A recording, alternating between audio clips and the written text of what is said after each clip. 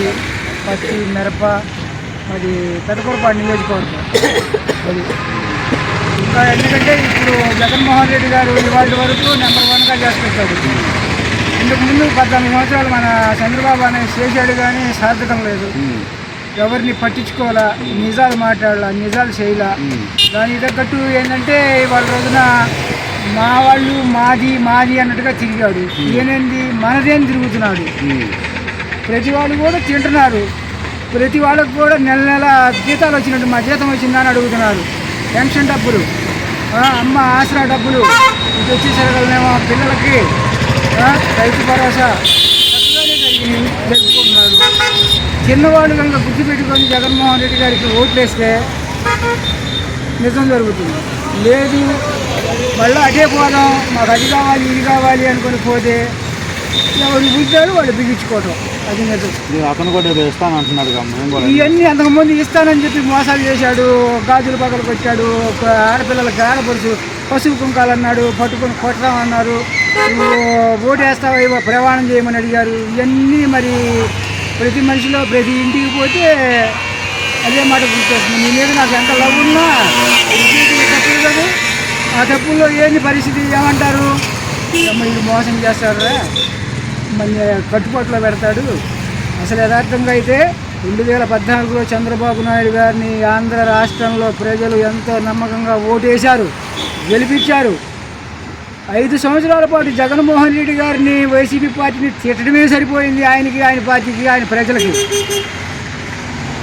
ఇక్కడ రాజధాని డెవలప్ చేద్దాం, మన వాళ్ళని మనం చక్కగా చూసుకుందాం, మనం పేరు పొందుదాం. నువ్వు డబ్బులు ఇస్తే నీ మీద నాకు ప్రేమ పెరగదు, అభిమానిని ఆదరిస్తే పెరుగుతుంది. రాండి. ఏంటంటే ఇప్పుడు వీళ్ళు రెడ్డి గవర్నమెంట్ చేసుకుంటారు, చదువు చేసేసుకుంటారు. మిగతా ప్రభుత్వాలు ఎవరికి ఏం చూడరు. ఇదంటే నమ్మకే వస్తుంది. చేసాం అంతవరకు. అవి ఎవరికి అందుతున్నాయి ఎవరికి అందట్లేదు ఎవరు చూడరు. మరి ఏమి నా ఎస్సీలు, నా బస్సీ, నా బీసీలు, నా మైనార్టీ పైకి చెప్తారు. అంతవరకు ఇవాళ ఎస్టీలో ఎంతమంది ఉన్నారు, బీసీలో వాళ్ళకి చెప్పిన అందరూ మనందరూ వెనకబడినాం. వాళ్ళకి ఉద్యోగాలు లేవు, ఏముండవు. అన్నీ మరి ఎక్కడ ఏ ప్రభుత్వ ఉద్యోగం రెడ్డిల్లో ఉన్నారు, వీళ్ళే ఉన్నారు. వీళ్ళు ఎవరు కనపడుతున్నారు, ఎవరు కనపడుతున్నారు. అన్నీ ఎక్కడండి ఎస్టీ వాళ్ళు ఎవరు. మరి ఏంటి ఈసారి ఏ ప్రభుత్వం వచ్చింది అనుకుంటున్నారు? ఇప్పుడు ఈ బీజేపీ, జనసేన, టీడీపీ 3 కలిసి పోటీ చేస్తున్నాయి కదా, అట్లా చేయటం వలన ప్రయోజనం అంటారు వాళ్ళకి? జగన్మోహన్ రెడ్డి పరిపాలన ఎట్లుందంటారు? ఎవరిది వాళ్ళే చూసుకుంటున్నారు. వాళ్ళ కింద వాడి కింద చూసుకుంటారు అంతవరకు. నేను పోయి అడిగినా కూడా వాళ్ళు చేస్తే లేదంటే లేదు. అది ఇష్టం అయితే చేస్తారు, లేదంటే లేదు. అంటే మీకు మాకేం చేసి మీరు చెప్పైతే ఎంత డబ్బు ఇస్తారా? ఉద్యోగాలు ఏమన్నా వచ్చినట్టు కనిపించిందా ఎవరికన్నా యువతికి? ఎవరికి నాకే ఉన్న వ్యాపారాలన్నీ ఏదైతే ఉంటాయి. వ్యాపారాలు కూడా కదా. డెవలప్మెంట్ ఏమన్నా కనపడుతుందా? ప్రభుత్వ నేను ప్రజల సొమ్ము మొత్తం నాశనం చేసి ఎంత ఎక్కడ ఇది చేసుకుంటున్నా అంతా నాశనం చేస్తున్నారు. ఎవడు తిన్నారు, వాడు తినలేదు, ప్రజలు తినలేదు. మళ్ళీ రేపు ప్రభుత్వం వస్తే మళ్ళీ ప్రజల దగ్గర తీసుకోవాల్సింది. మళ్ళీ మేము కట్టాల్సింది వాడేమో కట్టలేదు. వాడి జేబుల నుంచి ఒక ట్యాక్స్ ఫండ్ నుంచి వచ్చి చేసి ఇచ్చేది వాడు ప్రత్యేకంగా వచ్చి అని చేస్తారు. ఏం చేయాలి ఎవడికి? ఇంకా వాడు తిన వాళ్ళ వారికి తినుకోవడం తప్పితే బయటకి ప్రజలకు అసలు ఏం అవసరం అంటారు ప్రభుత్వం నుంచి? మీరు కామన్ మ్యాన్గా ఏం అవసరం అనుకుంటున్నారు ప్రభుత్వం? ఉన్న సమస్యల్ని సక్రంగా తీర్చి ఎవరికి ఇబ్బంది లేకుండా చేస్తే చాలండి. వాడు ప్రత్యేకంగా అమ్మవాళ్ళు సరే ఎవడికి లాభపడి వాడు లాభపడుతున్నాడు కాదు. వాడు కష్టపడే వాడికి 10 రూపాయలు ఇచ్చుకున్నాను తిన్న 5 రూపాయలు వాడికే కాదు. 5 రూపాయలు తినేయడానికి ఏముందాడ? ఏం లేదు. అది సమస్యలకి పరిష్కారం అవుతుంది. అది సమయం ఏదైనా తాత్కాలిక ఎక్కువగా అవుతాయి.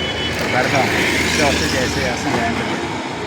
ఉన్న పరిస్థితి జీవన పరిస్థితులు ఎలా ఉన్నాయండి? ఒక చిన్న ఫ్యామిలీ తీసుకుంటే మధ్య తరగతి ఈ రోజుల్లో బయటకు పోతే ఉద్యోగాలు 15,000 20,000 అందుకని ఇది సరే ఏమైనా ఉద్యోగాలను కల్పించే కాంపిటీషన్ సమస్య ఏం లేదు.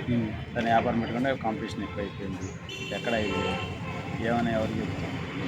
1,00,000 రూపాయలు ఇంకేం కాదు. అమ్మాలి ఏమైనా సంపాదించాలి. కోఆపరేటివ్ సంస్థలు అందరూ వస్తున్నాయి. మేము ఇచ్చే రేటుకి వాడు ఇస్తున్నాడు. అందరూ ఆడిపోయి తెచ్చుకుంటాం. డీమార్ట్లు వీళ్ళందరూ అన్నీ తెచ్చుకుంటున్నాం. ఎవరికి ఏం చేస్తారు?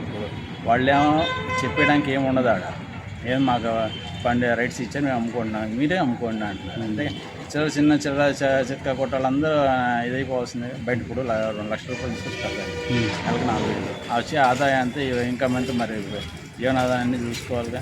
వాడు వచ్చి పెట్టాడు, ఇప్పుడు ఎవడు ఇబ్బంది పడుతున్నారు? ప్రజలు ఎక్కడైనా కొనుక్కుంటారు, ప్రజల ఇబ్బంది ఏముంటుంది. వాడ పర్మిషన్స్ ఒక ఏరియాకి 2 డీమార్ట్లు ఉంటే ఎట్లా అవుతుంది? ఒక గుంటూరు సిటీకే 2 డీమార్ట్ల దగ్గర ఎంత వేరియేషన్ కూడా లేదు. సరే అదో 10 కిలోమీటర్లు ఉంది, ఇదో 5 కిలోమీటర్లు, గట్టిగా 10 కిలోమీటర్లు కూడా లేదు అక్కడికి డీమార్ట్. అవి కాక మళ్ళీ రిలయన్స్ ఇవన్నీ మామూలు. ఎక్కడ ఎవరికి ఉందా? అది అంటే ఏమి నచ్చినాయి అంటే మీకు ప్రధానంగా ఈ ప్రభుత్వంలో ఇదిగో ఇది కొత్తగా ఉంది, ఇది నచ్చింది అని ఏమని ఏముంది? కొత్తగా ఏముంది, కొత్తగానే ఉంది. సీఎంఏ చెబుతున్నాడు కదా సార్, నా పథకాలు నచ్చితే నాకు ఓటేయండి లేకపోతే ఈ కాకండి అంటున్నాడుగా డైరెక్టర్, ఆయనే చెప్తున్నారు. ఓకే, ఇంకెంతకంటే ఇంకేమేం చెప్పాలా? ఈసారి ఏ ప్రభుత్వం వచ్చింది అనుకుంటున్నారు అభిప్రాయం? ప్రస్తుతానికి జగనే వస్తాడు అనుకుంటున్నారు సార్. అది ఎందుకంటారు? పరిపాలన బాగుందని. పరిపాలన అంటే చాలా మంది డెవలప్మెంట్ లేదంటున్నారు. డెవలప్మెంట్ అంటే రియల్ ఎస్టేట్ వాళ్ళు డెవలప్మెంట్ అడుగుతారు సార్, మనం ఏం డెవలప్మెంట్ అంటారు? పొద్దున్న సాయంత్రం పని చేసుకోవాల్సిందేగా. ఓకే,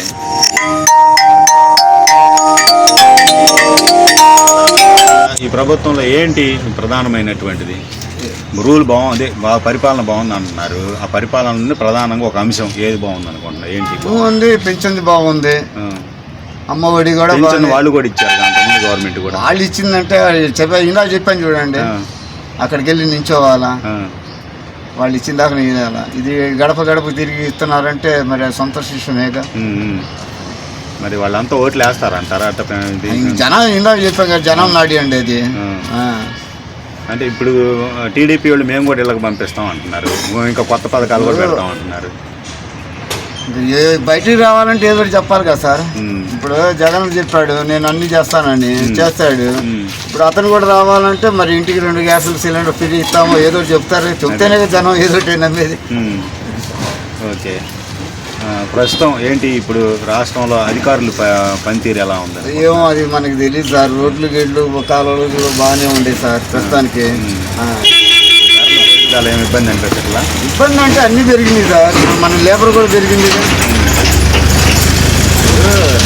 ఇంకా ముందు కూలికి వెళ్తే 500 వచ్చాయి, ఇప్పుడు 1000 రూపాయలు వస్తాయి. దాని తగ్గ అన్నీ పెరుగుతూనే ఉంటాయి సాధ్యం. అది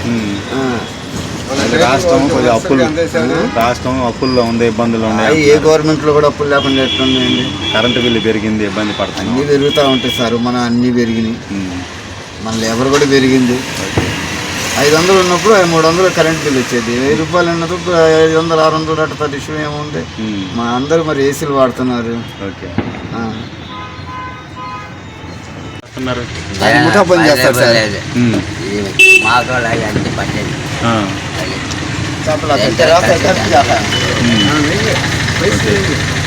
ఎట్లా ఉంది పరిస్థితి? ఆర్థిక పరిస్థితి ఎట్లా ఉంది? ఇబ్బంది ఏం లేదా? పెన్షన్ వస్తుందా?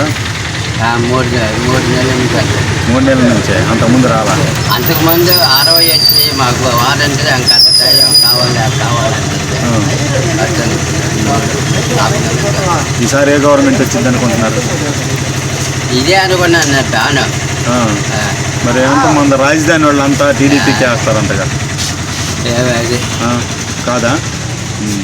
ఇళ్ళకి పట్టాలు అమ్మట ఇచ్చాడు, మొత్తం వస్తుంది. వాడి పెట్టి మొత్తం వస్తుంది.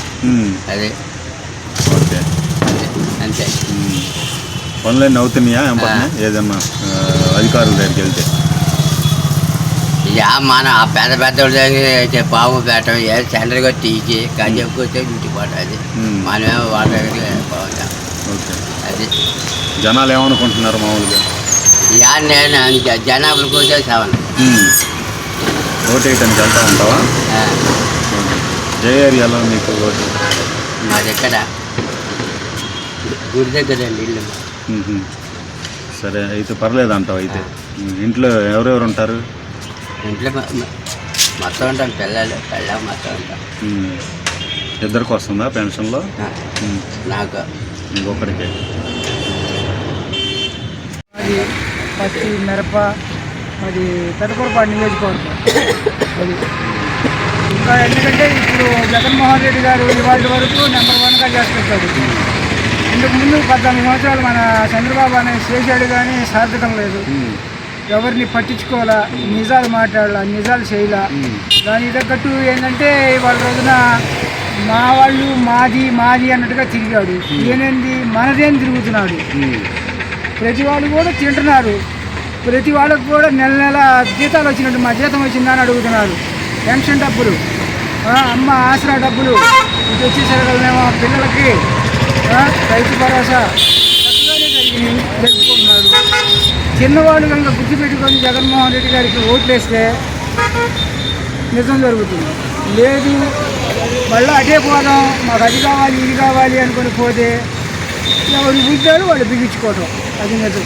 అతను కూడా ఇస్తానంటున్నాడు. ఇవన్నీ అంతకుముందు ఇస్తానని చెప్పి మోసాలు చేశాడు. గాజులు పగలు కొట్టాడు. ఆడపిల్లలకి ఆడపడుచు పసుపు కుంకాలు అన్నాడు, పట్టుకొని కొట్టడామన్నారు. ఓటేస్తావా ప్రమాణం చేయమని అడిగారు. ఇవన్నీ మరి ప్రతి మనిషిలో ప్రతి ఇంటికి పోతే అదే మాట గుర్తొస్తుంది. నీ మీద నాకు ఎంత లవ్ ఉన్నా తప్పులు కదా, ఆ తప్పుల్లో ఏంటి పరిస్థితి ఏమంటారు, ఇది మోసం చేస్తాడు, మన కట్టుబాటులో పెడతాడు. అసలు యథార్థంగా అయితే 2014లో చంద్రబాబు నాయుడు గారిని ఆంధ్ర రాష్ట్రంలో ప్రజలు ఎంతో నమ్మకంగా ఓటేశారు, గెలిపించారు. 5 సంవత్సరాల పాటు జగన్మోహన్ రెడ్డి గారిని వైసీపీ పార్టీని తిట్టడమే సరిపోయింది ఆయనకి, ఆయన పార్టీకి, ఆయన ప్రజలకి. ఇక్కడ రాజధాని డెవలప్ చేద్దాం, మన వాళ్ళని మనం చక్కగా చూసుకుందాం, మనం పేరు పొందుదాం, నువ్వు డబ్బులు ఇస్తే నీ మీద నాకు ప్రేమ పెరగదు, అభిమానిని ఆదరిస్తే పెరుగుతుంది. రాండి పెద్దకూరపాడు నియోజకవర్గంలో నంబూరు శంకర్రావు గారు ఇప్పుడు వైసీపీలో ఉండి వాళ్ళ కులానికి ఎంత న్యాయం చేశాడు. నేను స్వచ్ఛమైన బ్రాహ్మణి, మాది చిన్నమక్కిన అగ్రహారం. దేవుడు ఎరువు పోరంపాకుని ఆక్రమణ వాళ్ళోడు చేస్తే 4 సార్లు పోతే మీ ఊళ్ళో లీడర్లు ఉన్నారులే, మీరు పోయి వాళ్ళని అడగండి, లీడర్లు ఓటేస్తారా? వైసీపీ అంటే కులం అది కాదుగా, కులాన్ని బట్టే ఓట్లు వేసేది. కులం చెప్పుకుంటున్నారు. మావాడు, మా కులం, మా వాటర్ ట్యాంకి, కమ్మ వాటర్ ట్యాంకి, కమ్మ హాస్టల్, కమ్మ బొవ్వ అని చెప్పుకుంటున్నారు.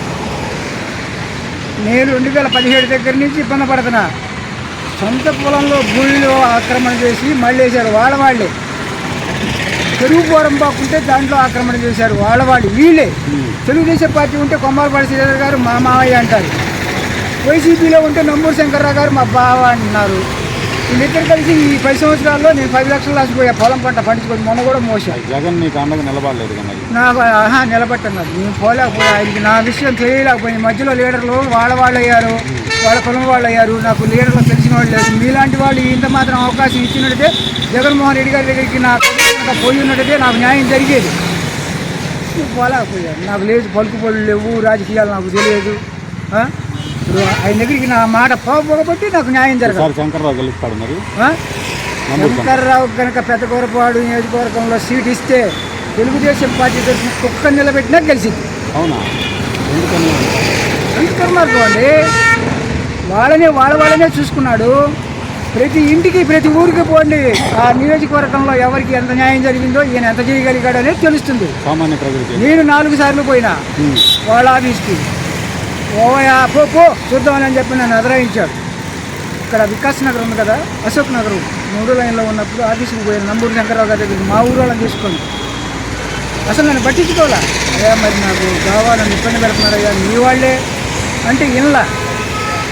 కోగంటి వారిపాలెం అచ్చంపేట దగ్గర ఇసుక తోలుతుంటే మా వాళ్ళ చేలో కొనుక బళ్ళు పోతుంటే, లారీలు పోతుంటే, అయ్యా నా చేను ఆగమైపోతుందంటే మా వాడి మీద కేసు పెట్టి 30 తిప్పలు పెట్టారు అచ్చంపేట పోలీస్ స్టేషన్లో ఒక 5-6 నెలల నాడు. అది కనుక్కోండి, అసలు ఆ పోలీస్ స్టేషన్లో ఏం జరిగిందో కనుక్కోండి, మొత్తం తెలుస్తుంది. నా ఉద్దేశం అయితే అంతే. శంకర్రావు గెలవడు అనే మాట కంటే జగన్మోహన్ రెడ్డి గారిని చూసి ఓట్లు వేస్తే గెలుస్తాడేమో, కానీ స్వదాగా అయితే ఓట్లు వేయరు. ఈసారి మాత్రం తెలుగుదేశం టికెట్ పెద్దకూరపాడు రావడం ఖాయం. చెప్పుకోవడానికేమో జగన్మోహన్ రెడ్డి గారా, చేసేదేమో తెలుగుదేశం వాళ్ళక. తీయండి ఆ మీడియా దాంట్లో వాళ్ళ ఆఫీసులో ఉన్నది మొత్తం తీయండి, ఎవరున్నారో వాడి పక్కన కూర్చొని. టికెట్ కావాలి, మళ్ళీ ఈ జనానికి ఉరేయాలి. కనుక ఏంటంటే ప్రజలు మాత్రం జగన్మోహన్ రెడ్డి గారిని చూసి ఓట్లు వేశారు, ఇవాళ కూడా వేస్తారు. ఏం దగ్గర అంత లేదు సినిమా అయితే జంపే 90% నాకు తెలిసిన మటుకు ఆ నియోజకవర్గంలో ఆయన ఎంత న్యాయం చేసింది ఆయన మనస్సాక్షిగా తెలుసు, ఆ ప్రజలకు తెలుసు. నీ ఎదుట నేను చెప్పలేను, నువ్వంటే నాకు భయం. ఎమ్మెల్యే కదా, రేపు గుర్తేటప్పుడు చెబుతా. ఆయన ఏమంటున్నాడు?